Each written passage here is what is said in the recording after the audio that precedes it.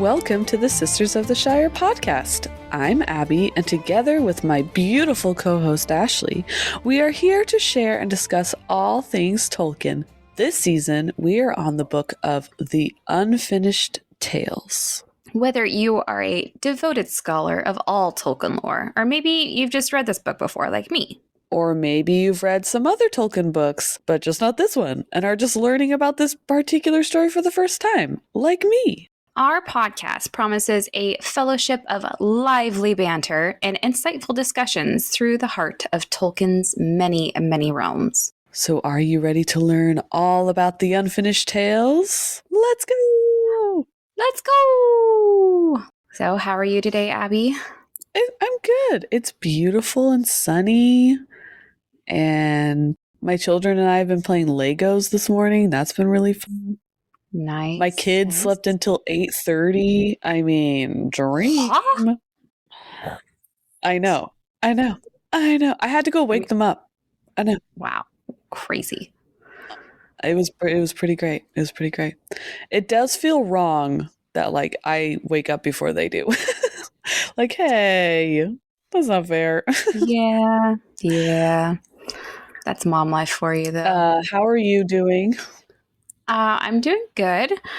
It was Lizzie's spring break, and as a working mom, I had to still work and figure out things for her to do during the day. Not quite the awesome spring break that, I mean, she could have had. Some kids go like on vacation stuff. Like, you get to go visit grandma. I know. It's we did the one of those same. things. Ours was pretty low key. Yeah. But we did discover we've been trying to get her to watch new movies, which I didn't understand. I didn't realize how difficult it would be, because I'm like, ooh, let's watch this one from my childhood. And I'm like, there are so many bad words. Like, there are so many inappropriate scenes. Or like, because I mean, she's like 6, but she's like an older 6, like mature wise. Like, I think in some ways, like, one of her favorite movies when she was like just like a couple years ago was like Sound of Music. So I mean, like, she's not your typical has to just watch animated stuff all the time. So I was kind of like branching into there too. Like, okay, let's try watching Clue. Oh my gosh, like there's so many naughty scenes I didn't remember from my childhood. And also, I'm like, okay, murder, but also this girl loves Nightmare Before Christmas. I knew she could handle it. Macabre. Yes, she's got a bit of a dark and twisty soul like her mama. But so I'm like, okay, maybe like newer movies will be less inappropriate for some reason, or like the jokes won't be as like inappropriate. So I'm like, okay, let's try Free Guy. Like, that was a funny movie, and it had like lots of action and, you know, kind of computer gamey kind of stuff, because she really likes pixels. So I'm like, let's try that. Lots of bad words in Free Guy. We tried. What was the other? Oh, we tried Jumanji, because she really loves the 90s, you know, Jumanji with Robin Williams. So we tried the new Jumanji. Why do they have that one scene where the girl is in a guy and she has to go to the bathroom? Like, I literally just like fast forward. She's like, "Why is it? Is it scary?" I'm like, the DVD sure. skipping. The DVD skipping. DVD. Who uses DVDs anymore, Abby? Me, I do. You, yeah. It was on Vudu, so I'm like, and we're fast forwarding here. Speaking of DVD, also, if anyone has any recommendations, I'm all for it. Okay. Speaking of DVD. Sorry. Speaking of DVDs. The Princess Bride, Ashley, The Princess Bride. It's always the best. Okay. It's like she can sense how much I want her to watch a movie, because she's like, no, never going to watch that. I'm like, but it's so good. I know you'll love it, Lizzie. No. Hook. Okay. I'll just come on. Right over here. She does love Hook. Okay, good. She's watched The Labyrinth. Not scared of the labyrinth, you know. So I mean, she's an Dark interesting Crystal? girl. That's all I gotta say. I tried showing her a trailer, and she saw that I wanted her to watch it too much, and she's like, I'm going to go into the other room if you're going to make me watch something new. I'm like, but how are you going to learn anything? Okay. Here's a list of movies I hate, Lizzie. Okay. Here are a list of movies that I don't exactly. like watching, Lizzie. Yeah. No, okay. Speaking of DVDs, I feel like I'm going insane. Colt is no help. My husband Colt is no help because he just doesn't know enough about it. He didn't grow up with you. But sure. So we have a DVD player in our car, but we're also borrowing a friend's car because it's really hard to have a family of 3 in 2 different sports and a job, and I only have 1 car. So we're borrowing a friend's car right now. And their car also has a DVD player. And they have their own set of DVDs in their car. And right. But they're like all not burnt, like, I know this might be a hard or new term for a lot of you younger people out there. They're burnt DVDs. Yes. Yeah. They are. You have to rip it and then you have to burn it. Yeah. Don't you get it? Okay. Yeah. They're burned DVDs. Okay. Got it. And they were all the Harry Potters. And my kids love Harry Potter, so I was like, yeah, you can watch the first one because Oakley's in the car. You can at least watch the first one. Oh, right. And so they were watching the first one, and I'm listening to it. And I've seen the Harry Potters a lot, and so I know I can see the things in my head. And I don't know if this is a Mandela effect or not. Or if I'm just remembering it wrong or whatever. But I'm like, maybe it is a different version because it is a burned CD or burned DVD. Maybe they got a different version. But and I want you audience out there who are listening, please tell me if I'm right or wrong, or I don't know what's going on. When this is the first Harry Potter, in America, it's Harry Potter and the Sorcerer's Stone.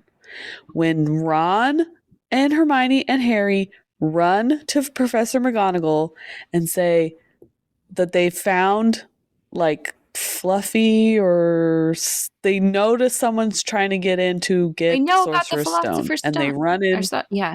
Okay. Oh no, that was Hagrid. Okay. Is it the Philosopher's Stone? Do they say Philosopher's Stone or do they say Sorcerer's Stone? They say Sorcerer's Stone. I swear they said Sorcerer's Stone. And when I was watching the DVD, they're like, he's trying to get the Philosopher's Stone. I'm like, Philosopher's Stone? I know that's how they say it. That's how the version that they use in like Europe. But I'm like, wait, is this a Mandela effect? In my head, there's 2 scenes that are like mixing up in my head, because there's one scene when they're trying to talk to Hagrid about Fluffy, and I like have the image of Hagrid like shutting the door on them, and he's like, we know about the Sorcerer's Stone, and then he lets them in, and they find out the dragon and stuff.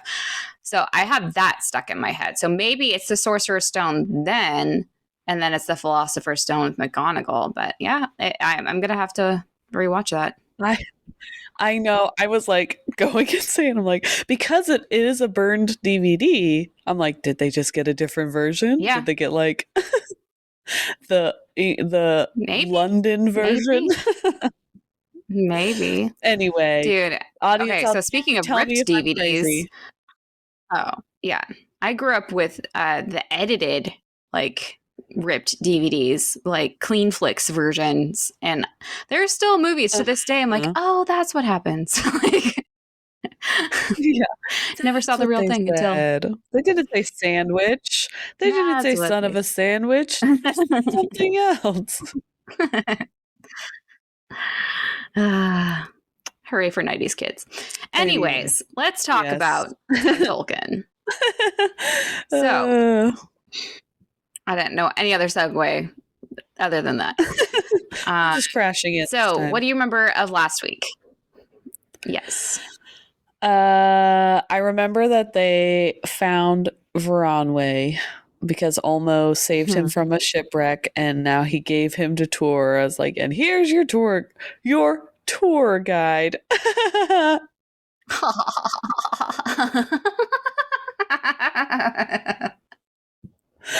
I just thought of that. That's so good.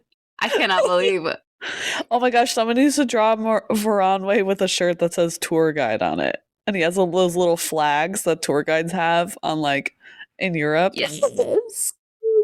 Oh my gosh. How come? And then Tuor has those, like, headphone things that talk about, like, the different like scenery things, and Voronwe has a little headset. He has a little headset, he's talking about it. And there is the ruins of blah blah blah blah blah. Yes. You guys, I am because he's an sucker old school for a elf. good He would pun. know That was everything. so good. That was so good. Oh I mean, he's an old school elf. He would know a lot about guide. everything, so he could be a tour guide. Yeah, he could be. He could be. Okay, so we found Olmo gives Tuor his tour guide, who is Voronwe. And then what happens?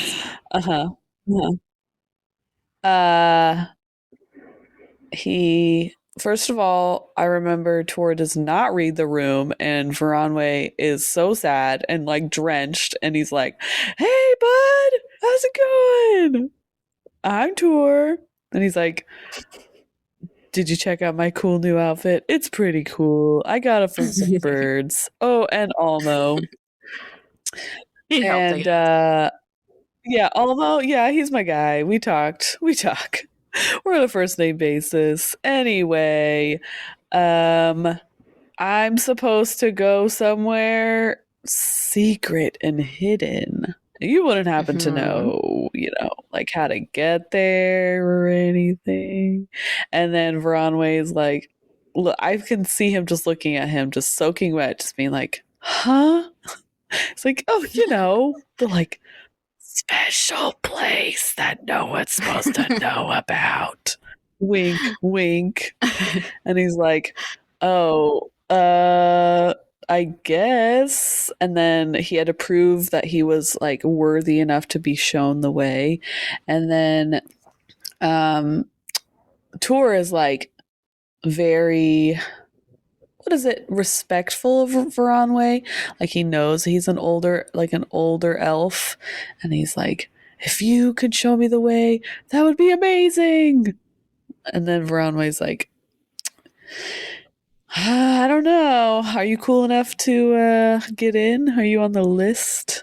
And then Tuor's like, well, I talked to my buddy Olmo about it, and I'm supposed to go there. And then he's like, wait, you talked to Olmo? He's like, yeah. We're pretty tight. And he's like, whoa, okay, I guess you can go into this cool hidden palace area thing. And then, which also makes that was funny for me, was Voronwe's like, who are you? You're not Hurin or whatever. And then I'm like, do you not get the side by side of Hur and Tuor? Like, you did. Okay, for the record, that wasn't in the book. I said that. I know, but I'm saying, like, I feel like he'd be like, who are you? Like, he would know who got in. A man, like, if that legend probably came I feel about, like Hurin and Hor's thing would have been big news. Yeah, and he's everyone probably knew about it. Older elf to, like, know that lore, and so he's probably like, who the heck are you? You're not those special guys. And then he's like, I guess if Olmo put your name on the list, the bouncer will let you in. The bouncer is an eagle, which I think it would be funny. And then Tuor's, like, so excited. He's like, yeah, road trip. And then they go together, and for some reason Tuor, like, Voronwe doesn't have much of anything, but Tuor's like, I don't need all my extra stuff. I'm just gonna leave it here. Okay, let's go. Like, you don't need all my extra stuff. Poor man who just survived a shipwreck literally a few minutes ago. Yep. And then we ended with they're gonna start their journey, And that's kind of where I ended. So. Oh, and a side thing too as well. Mm-hmm. Is that Voronwe was like, I don't want to go back. Like he was like, oh yes, I don't want to like. I've been in the ocean a long time, Middle Earth anymore. And I thought about it. Well, not Middle Earth. He didn't want to go back to Gondolin. He's like, I was ready to go anywhere else. And he's also like, well, did you guys get rid of the bad guy? The like super big bad guy that's been like ruining everything? No? Yeah. Oh, fine. I guess I'll help again. Like, I probably don't want to be on Ulmo's bad side, so I guess I'll go. Okay, so they're going on a road trip. And what do you need for a good road trip? At least before the days of GPS, even before MapQuest, you need a decent map and snacks. You're right. I said snacks. I said snacks. Oh, I heard you say snacks. Gorp. So, Gorp. Oh, does anyone... I found out... Did you know it actually stands for something? I'm looking it up. Is it raisins, the R, or something like raisins, pretzels? Yes. Or something like that? Guys, if you know what Gorp is... Good old raisins and peanuts, or granola, oats, raisins, peanuts. It's definitely it's like a mix of snacks that you put up in like we did it for road trips with Ashley's family.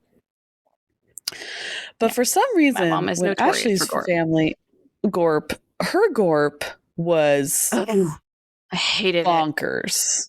Her Gorp hated it. Because it's usually like a trail mix. Not hers. Like, it's my mother's. Together. It's not it's my mother's, not mine. I would never have done it like this. I know, no. I'm saying typical Gorp, when people think about it, it's like you said, raisins, peanuts, pretzels, like stuff that kind of is like a trail mix that goes together.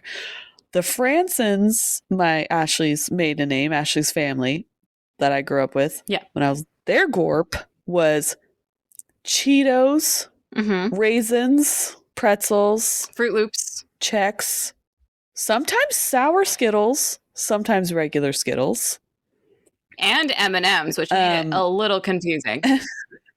Yeah, you're like, oh. But then the sour powder would get over the other things. But then the salty powder would get on the Skittles. It was so wrong. There were cheeses in there. Yeah. So that one was like, and it came in a giant Tupperware tub bucket. Huge bucket.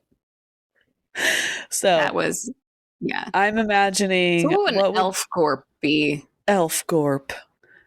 Berries. Jerky. Nuts. There'd be like little things of jerky in there. Special leaves you can chew on. Oh my gosh. What if they could make lembas into Cheez-Its? Like Cheez-It size. I was just going to say that. I was going to say tiny lembas, Cheez-It size. I love you. Okay. I can't think of what else would be in there. Yeah. I don't know. Seaweed. Oh, yes. Anyway. Well, anyways, other than snacks, you need a decent map. And I'm going to have you look at this roadmap that let me get back Aaron, spelled funny, over at DeviantArt so lovingly made. Let me get back to it. Hold on. Okay. You see where I highlighted? That is a beautiful map that Aaron made. Right? So, if you look at it, I explain what we're looking at here. So it kind of looks like the map that you would see that was illustrated for the Lord of the Rings movies, right? Is that the right one I'm looking at here? Nope, not that one. That's a different one. Nope, we're going back to that one. This one is this is not a movie map. The other one on the more thing modern. That you sent me was a movie. This one's more modern. Yeah. This one looks like a textbook, geography textbook map. But there's a coastline. And you see in the middle of the map is Doriath in like a green area. And then you see Gondolin is in the middle of the map, smaller kind of area. Mm-hmm. And then you would see Mm-hmm. there's trails marking the journey of Tuor.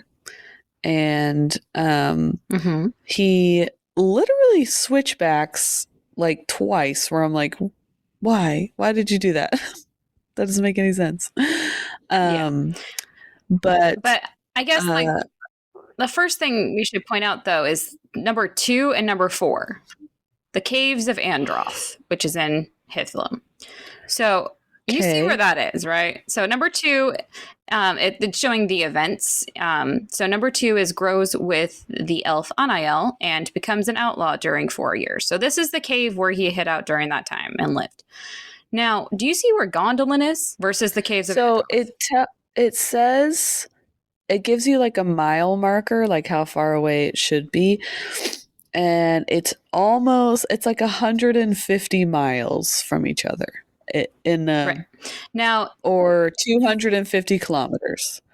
And it's like the Caves of Androth are more north, and then Gondolin is southeast from the caves. But like only 150 miles or 250 kilometers. Right. Okay. Now compare the Caves of Androth to number 7, or Vinyamar. That's a little bit farther. That's probably 200 miles or 250 miles, and then like probably like 400 or 400 kilometers, 500. No, probably maybe 500. Yeah, southwest though. Yeah, completely opposite. Yes. So, I'll post that map for another time too, because we're gonna be journeying a lot here.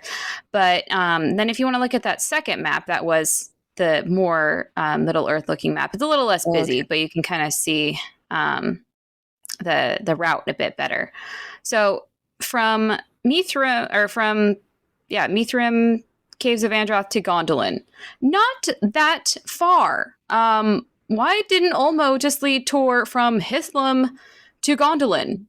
Like maybe he had to prove his worth or his dedication. He had to get I forgot I left the armor over there. Oh man. Okay, go get the armor and then you can go to Gondolin. Like you couldn't have planned that a little better. He had to rise out of the ocean. There's no ocean over there by Gondolin. I suppose there's some rivers. I don't know. And he hasn't seen the sea. He had to be changed by looking at the ocean. True. But either way, you can tell. It reminds me of there's 3 separate movies this map thing reminds me of. The first is Emperor's New Groove, where he's like they're traveling by map, and then like he pulls it down, he's like, that doesn't make sense. How did you beat us here? And then they pull it down, he's like, yeah, that doesn't make sense. We did not go the right direction. And then the second is in the Muppet movie where he's like, how are we going to get over there so fast? He's like, we're going to travel by map. And then it's just them, like it's a montage of just the map showing like where they're going, and then suddenly they're there. Like they push a button in their car that just says travel by map. Yes. Because if you look at Vinyamar all the way to Gondolin, that is a long journey. It's a very, to explain it podcast style, it's like a really skinny horseshoe, a really skinny long horseshoe he could have avoided if he just went from the ends of the points of the horseshoe. He could have gone really quick, but no, he had to go in a super long roundabout way to get over there. Mm-hmm. So either way, Tuor and Voronwe have quite a journey in front of them. So they leave Vinyamar and they make their way east. I mean, obviously, since going west would involve the ocean. On the coast, by the way. Yeah. So going west doesn't make sense because I don't think Voronwe is emotionally ready to go anywhere near the ocean yet. So now I'm going to reference another map. I know. Okay, so another map, Abigail. So we're looking at the area called the Falas. Let me find it. Okay. It kind of looks like a profile of a person's face. It kind of does, huh? With like a good little goatee there. So Vinyamar, again, we're on the coast, and it has this trail of mountains kind of at the top, but the Falas area, it looks pretty flat, green, not much mountains, some rivers that lead down to the ocean. But overall, looks nice. It kind of looks like a what is it called? Lots of inlets, lots of like not peninsula. Yeah. Peninsulas? Kind of. Is that the word? Sure. Inlets. Sounds? I don't know. Yes. Anyways, Sounds? So I'm sure it would have been nice to go down to this nice area, but they're actually going to stay close to that mountain range at the top there. Do you see that there's like a little mountain range? Uh-huh. And of course. Mm-hmm. So they're going to stick to that line. Quote, and turning eastward, they sought the dark eaves of arid Wethrin, and there they lay hid and rested until day had waned to dusk. Now, it doesn't say the name of these mountains on this little map here, and it has quite an unfortunate name that we've been here before, actually. The Elvish name sounds pretty enough, Arid Wethrin, but it does translate into the Mountains of Shadow, which might sound familiar because we have been here multiple times in the Silmarillion. Not really anything good happens here. But essentially, they have to hide here because even though it is an area where basically no one is inhabiting, which is shocking, I know, but Morgoth was having orcs patrol this area constantly. Quote, orcs now dwelt there, and all the land was infested by the spies of Morgoth. He feared the ships of Círdan that would come at times raiding to the shores and join with the forays sent forth from Nargothrond. So, in other words, Morgoth was getting annoyed with Círdan, joining up with Nargothrond to be a thorn in his side. Plus, with Círdan being closest to the shore, if the Valar were to come and help, which would be like Morgoth's worst nightmare, it would probably come with Círdan. So keeping an eye on this area makes a lot of sense. Now, being on a road trip, especially one where you might have to stay hidden for long periods of time, this gives Tuor and Voronwe a lot of time to talk to each other. You get to know one another on a road trip. You play the alphabet game, you play, 20 questions, but Tuor wants to know all about Turgon.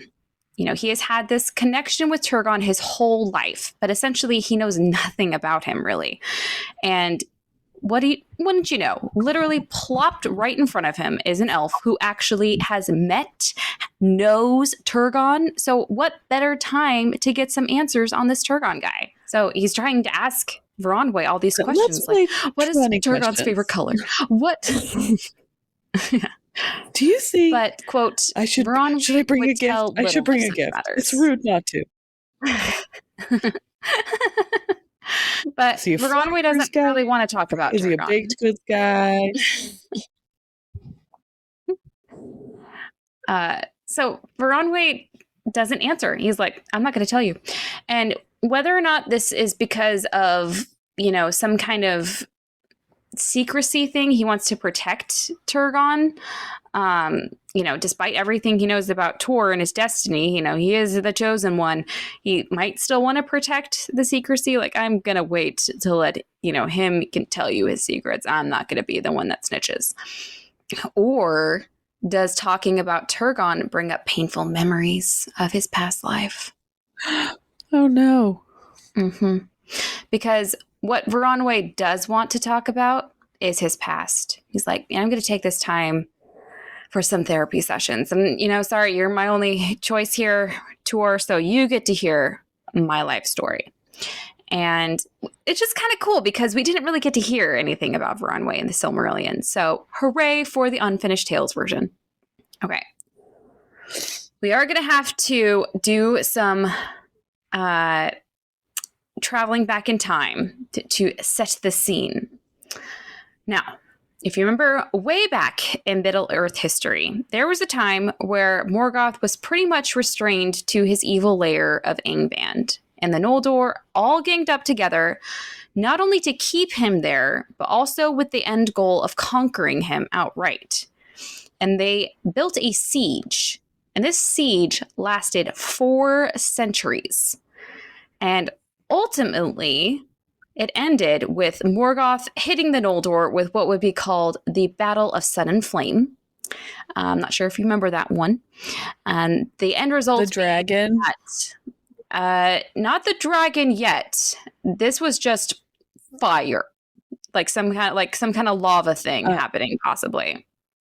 Oh, yeah. So this ended with... I think it more of like a nuclear blast.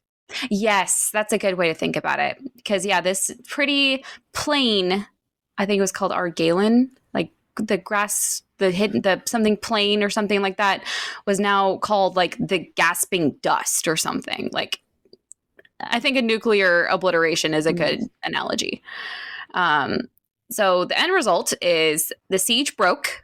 The Noldor were basically scattered after that. And Fingolfin, our man Fingolfin, he challenged Morgoth to an epic where, despite him stabbing his foot and giving him a limp the rest of his life, he did die. And Morgoth was pretty much given free reign of at least North Beleriand. They did venture south a little bit, but North Beleriand, they were just able to run amok. Amok.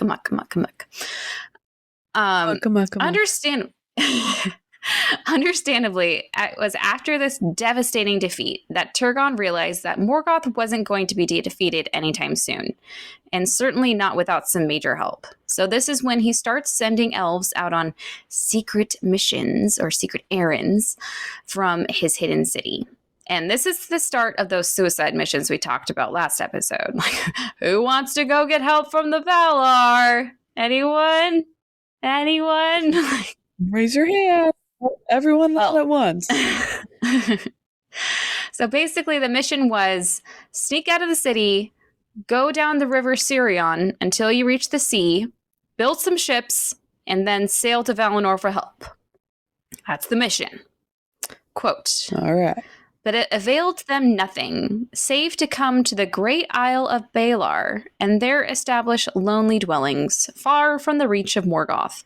For the Noldor have not the art of building ships that will long endure the waves of Belegar the Great.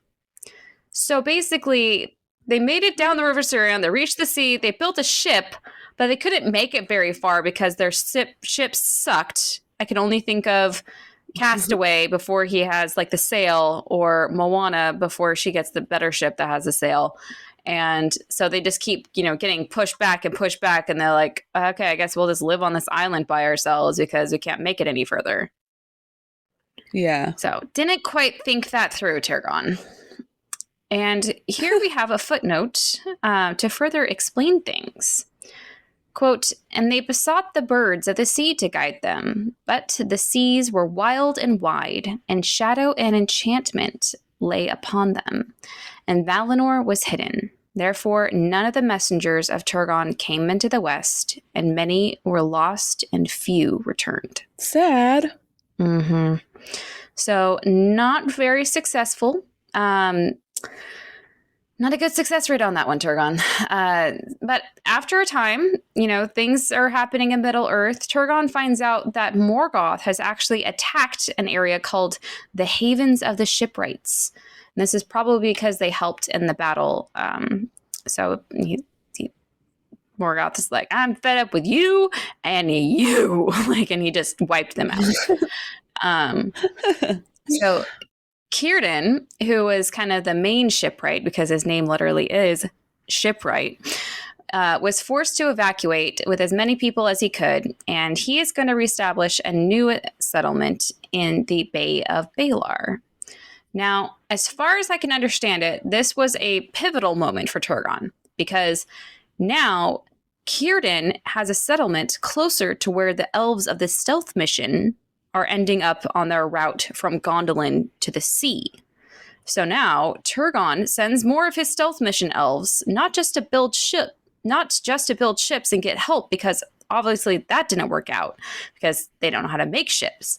Instead, hey, why not go ask the guy whose name literally translates to shipwright and have him make the ships, and then we might have a chance. So yeah, this is where Voronwe comes into the story. Okay. So go ahead. I was gonna say, it's so funny that do they name them as babies? And they're like, this is what you're gonna do. That's what you're destined. And he's like, but what if I don't want to do that? And then, or do they name them later? Because I think it's funny that his name is so specific. And then he's like, I guess I gotta be into ships or whatever. Yeah. I mean, a lot of them do get nicknames, but yeah, I guess Círdan was always going to be the shipwright. But you know what? Círdan is amazing and cool, and I want more of his day-to-day life stories because that guy, cool elf. Anyways, this is the part where Voronwe comes into the story. And he says, so he's telling this to Tuor, and he says, quote, "It seems in memory the longest portion of my life, for I was one of those that he," meaning Turgon, "sent, being young in years among the Eldar." So he was on a ship for a really long time? No, not yet. So basically he's saying that this time in his life was it felt the longest in his memory.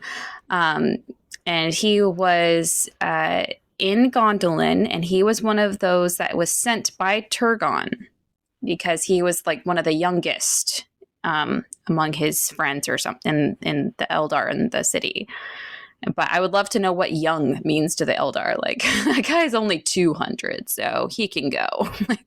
He's got a long life ahead of him. He's a young Voronwe, 200. He also might have been chosen because of his lineage. Also going in the way back machine. Long story short, there were some Teleri, like Círdan, who didn't go to Valinor like the rest of the elves, and they stayed in Middle Earth, if you remember. And some of the Teleri had settled in a land that was nearby Nevrast. So when Fëanor and all of his new Noldor buddies, including Turgon, came over to Middle Earth, obviously Turgon was separate from Fëanor because Turgon had to go across the Helcarax, but you know what I'm saying. When they all came over, they all spread out and settled their own lands. Now, when Turgon and his people first settled in Nevrast, they were essentially neighbors with this group of Teleri that had settled there. And they were also known as Grey Elves. And they got along great. There wasn't any, border disputes or anything. And they actually ended up mingling things up. And a lot of the Grey Elves even went with Turgon and his people when they secretly resettled in Gondolin.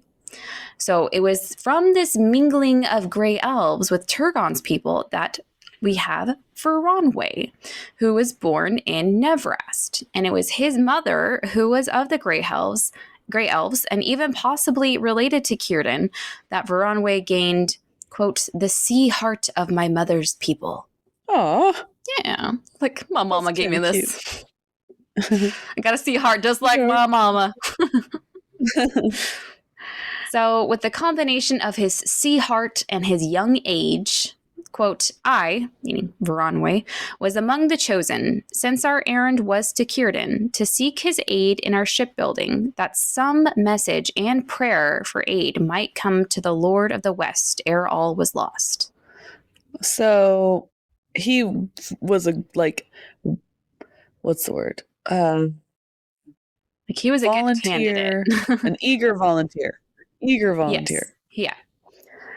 So I'm going to have you look at another map.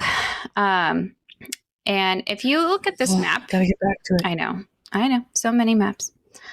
And if you look at this map and you see where Gondolin is... That's a skinny map. I know, right? So Voronwe's mission is basically to leave Gondolin, go down all the way to the Bay of Baelor there at the bottom. So by traveling... basically down the river Sirion, through some other rivers, all the things. So 300 miles, journey. 300 plus miles. Yeah. So he is supposed to do that, but he may have gotten a little distracted, like someone else we know. Quote, "But I, Voronwe, tarried on the way, for I had seen little of the lands of Middle Earth, and we came to Nan Tathrin in the spring of the year." Now, Nan Tathrin, can you see the little tiny green getting close to the bottom? Like he almost made it, but he got a little distracted here. So do you see where Nan Tathrin is? Yes, to help podcast listeners, Gondolin is like in this map that we're seeing is like on the map is a skinny rectangle. Gondolin is at the very top, and then if you just went straight shot south, there would be the Bay of Balar where he was supposed to end up. But about 75 miles away from the Bay of Balar, there is a green area, like kind of like a forest, I would say.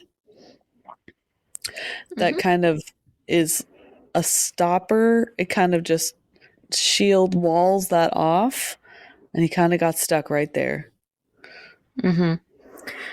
Now, quick sidebar here, because Nan Tathrin, in case you're wondering what that means, is the land of the willows. And coincidentally, this is the same area that the future survivors of the fall of Gondolin, led by Tuor, and maybe possibly Voronwe as well, they stay here for a bit on their way as they're escaping Gondolin south to the sea.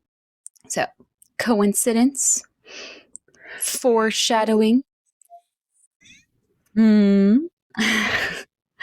Quote, "Lovely to heart's enchantment is that land, and if ever your feet go upon the southward roads down Sirion, there is the cure for all sea longing, save for those whom doom will not release. There Olmo is but the servant of Yavanna, and the earth has brought to life a wealth of fair things that is beyond the thought of hearts in the hard hills of the north. All but the shining river are flag lilies like a blossoming forest, and the grass is filled with flowers like gems, like bells, like flames of red and gold, like a waste of many-colored stars in a firmament of green. Yet, fairest of all are the willows of Nan Tathrin, pale green or silver in the wind, and the rustle of their innumerable leaves is a spell of music. Day and night would flicker by uncounted while still I stood knee-deep in grass and listened.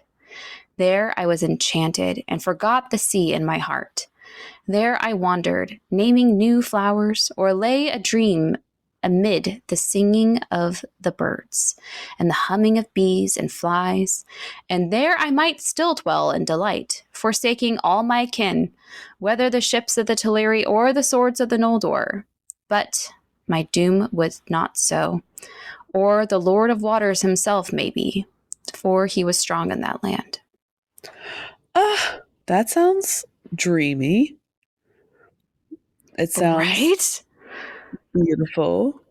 But also, do you think when he's telling Tuor this, Tuor's like, do you think when he's telling Tuor, Tuor is like, I get it. Like, I got distracted too. Yes. I went to a place. Yes. It was so beautiful. Like, I couldn't leave. The flower crown too. Yeah. But he pulls also, out his flower crown, and Voronwe pulls out his flower crown. And they're like, you do get it. You get me. But also, where did Tolkien base this image on? I've been to England, but I just don't see it as a very willow tree type place. So I don't know. Maybe I haven't just been to a certain part, but yeah, it sounds amazing. Beautiful. So, unfortunately, this is all going to be ruined for Voronwe. Quote, "Thus it came into my heart to to make a raft of willow boughs and move upon the bright bosom of Sirion. And so I did. And so I was taken. For on a day, as I was in the midst of the river, a sudden wind came and caught me, and bore me away out of the land of willows down to the sea. Thus I came last of the messengers to Círdan, and of the 7 ships that he built at Turgon's asking, all but one were then full wrought. And one by one they set sail into the west. And none yet has ever returned, nor has any news of them been heard. Oh no. Mm-hmm. But I kind of love, like, Olmo does have a history of, like, you got to get going. You got to get, let's bring some wind. Let's just make this journey. Let's move it along, people. Like, let's go. Probably has some waves just pushing him. Oh, okay. But also, magical number 7 is back. Just throwing that out there. Okay. Now that I think about it, as a parent, as a mother, I can just see Olmo like, we have to leave. Where are your shoes? Come on. Okay, why are you playing with that right now? We don't have time for this. Please, we need to go. And like, I can just see him just acting like that, and then just watching Voronwe and Tuor in 2 separate occasions, like being so distracted and be like, we need to go. We have a timeline. We're going to be late. If you make me late, like, a pretty flower. Yeah. Yes, it's beautiful flower. Thank you. Thank you. I love it. Flower. I'm going to name this flower Olmo after you. And you're like, oh, okay, I love it. Thank you so much. But can you please just find your jacket, find your shoes. Let's go. Oh my gosh. I don't want to wear these shoes. Yeah. Oh, they're not my color. I want blue ones. Sorry, we're a little triggered today. So I love this though that Voronwe was late too. He's not the only one. So he gets to Círdan. He gets on the ship. Quote, "But the salt air of the sea now stirred anew the heart of my mother's kin within me, and I rejoiced in the waves, learning all ship lore as it were already stored in the mind. So when the last ship, and the greatest, was made ready, I was eager to be gone, saying within my thought, if the words of the Noldor be true, then in the west there are meadows with which the land of willows cannot compare. There is no withering nor any end of spring, and perhaps even I, Voronwe, may come thither. And at the worst, to wander on the waters is better far than the shadow in the north. And I feared not, for the ships of the Teleri no water may drown." So, like, is that what they told you, Voronwe? That Teleri ships can't drown? Because, yeah, I have some news for you. Yeah. What? Huh? What are you talking about? No, this it says here on the sign. Yeah.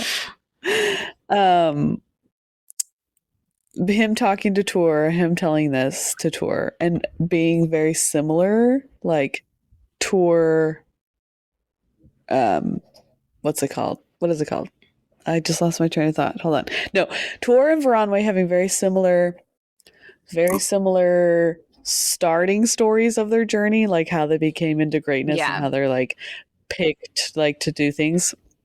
But they're very similar, like they were supposed to go somewhere and do something great, but then they got distracted by a beautiful land, and then they were late, and then they got like kind of ruined, and then they have to, and they neither got of them had gotten out much. Same spot. Yeah.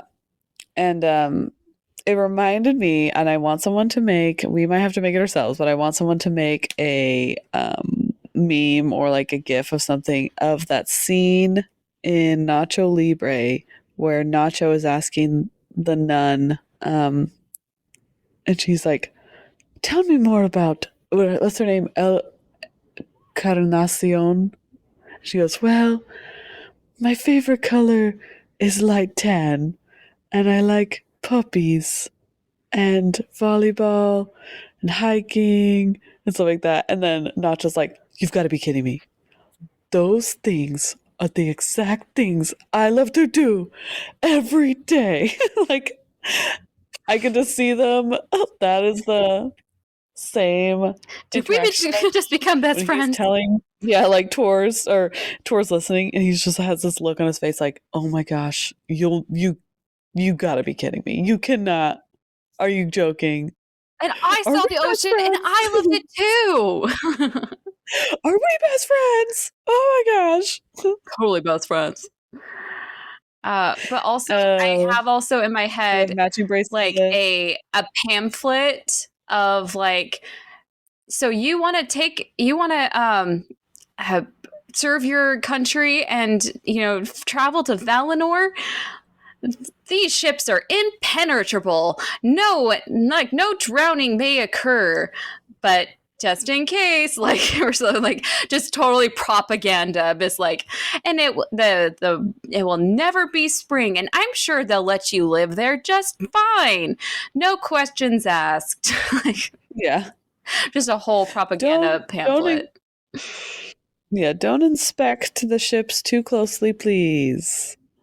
Don't do that. So this is when Voronwe learns the terrible truth. Quote, "But the Great Sea is terrible, and it hates the Noldor, for it works the doom of the Valar. Worse things it holds than to sink into the abyss and so perish. Loathing and loneliness and madness, terror of wind and tumult and silence and shadows, where all hope is lost and all living shapes pass away. And many shores, evil and strange, it washes, and many islands of danger and fear infest it. I will not darken your heart, son of Middle-earth, with the tale of my labor 7 years in the great sea, from the north even into the south, but never to the west, for that is shut against us." 7 again. I can see him with like his black hair covering half his face, and he's like really emotional about it, and he has like, "But no, I will not darken your heart, you son of Middle-earth. You will never know the great horrors that I've had to endure, me and my people." Someone described Voronwe as an that wasn't there a minute ago. How'd you do that? Someone described Voronwe as an emo surfer, and I never felt like that was like that. That's the best, most accurate. Yeah, that fits him to a T. That's why I want to say. But I love this, like, his eye. He's like, where he like balls his fist and like pulls it down. Like, you will never know. Dark despair. With the twitch, with the little flick of the head to try and get out of his eyes, but it's not going anywhere. But I love, like, I'm not going to tell you any more about this dark tale, but let me tell you some more about this dark tale. Let me add some more darkness to it. Yes. Quote, "At the last, in black despair, weary of all the world, we turned and fled from the doom that so long had spared us, only to strike us the more cruelly. For even as we descried a mountain from afar, and I cried, 'Lo, there is Taras,' the really big mountain that marked Vinyamar and Nevrast, 'and the land of my birth,' the wind awoke, and great clouds, thunder-laden, came up from the west. Then the waves hunted us like living things filled with malice, and the lightnings smote us. And when we were broken down to a helpless hull, and the seas leaped upon us in fury. But, as you see, I was spared, for it seemed to me that there came a wave, greater and yet calmer than all the others, and it took me and lifted me from the ship, and bore me high upon its shoulders, and rolling to the land, it cast me upon the turf, and then drained away, pouring back over the cliff in a great waterfall. There but 1 hour had I sat when you came upon me, still dazed by the sea, and still I feel the fear of it, and the bitter loss of all my friends that went with me so long and so far beyond the sight of mortal lands. Oh, we were right. I called it. Yep. He literally got Moana'd onto the shore. Yep, he got Moana'd. He's literally... And then he was literally sitting there for like only an hour. And then Tuor's like, hey, buddy, what's up? And then he's like, huh? Yes. What? What's happening? Yeah. But also, oh my gosh, how scary. I mean, excellent writing on Tolkien's part, because like the waves hunted us like living things filled with malice. Do you think so good? Did Tolkien ever have to go on a ship like that? That's what I was wondering. I literally asked that question. I wonder if Tolkien has ever been on a boat. Like, maybe not as extreme as this, but like maybe he was in a storm or something at least. Because because he writes about boats a lot. Right. Yeah. And what's I'm like thinking like maybe for like the military, but then that's not like that's not the same kind of boat that he's talking about. I don't know. Maybe, I don't know. Maybe he had a friend that did. I don't know. So after Voronwe dumps all of this emotional trauma on Tuor, quote, Voronwe sighed and spoke then softly as if to himself. But very bright were the stars upon the margin of the world, when at times the clouds about the west were drawn aside. Yet whether we saw only clouds still more remote, or glimpsed indeed, as some held, the mountains of the Pelori about the lost strands of our long home, I know not. Far, far away they stand, and none from mortal lands shall come there ever again, I deem. Then Voronwe fell silent, for night had come, and the stars shone white and cold. Very emo. Right? So emo. And then Tuor is just sitting there like, cool. I had some seagulls and swans be my personal guides to get to the sea, but, that's about it for me. Do you want to play, like, some music, or do you want some s'mores or something? You want to have ghost stories? Wait, no. That's probably a bad idea for you. Let's not do that. Yeah. Ooh, too soon. Too soon. Too soon. How about Truth or Dare? Yeah. Poor Voronwe. So that's actually where I'm going to leave you today. Oh, with poor, sad, emotional Voronwe bearing his soul to his new friend. Very much a black cat and a golden retriever. Oh, a wet black cat. So he's even more grumpy. For sure. So sad. Well, thank you for teaching me today and giving me another sad story. I thought we were done with sad stories. Never. Never. No.